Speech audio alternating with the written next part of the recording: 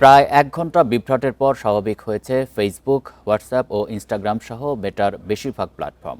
সোয়া ৭টার দিকে বড় ধরনের বিভ্রাটের খবর পাওয়া যায়, আর সচল হওয়ার খবর পাওয়া যায় রাত সোয়া ৮টার দিকে। যুক্তরাজ্য ভিত্তিক সার্ভিস প্ল্যাটফর্ম ডাউন ডিটেক্টরের তথ্য অনুযায়ী বাংলাদেশ সময় সন্ধ্যা ৭টা ২১ বিভিন্ন বিভিন্ন সেবা ব্যবহারে সমস্যা নিয়ে অভিযোগ বাড়তে থাকে।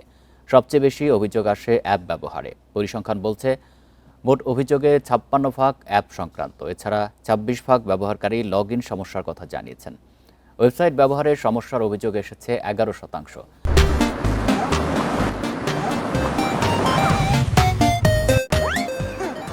ব্যবহারকারীদের মন্তব্য থেকে দেখা গেছে যুক্তরাষ্ট্র, কানাডা, রোমানিয়া, মিয়ানমার, মধ্যপ্রাচ্য ও ফিলিপিন্স সহ বিশ্বের বিভিন্ন দেশে ফেসবুক সেবা কাজ না করার অভিযোগ এসেছে।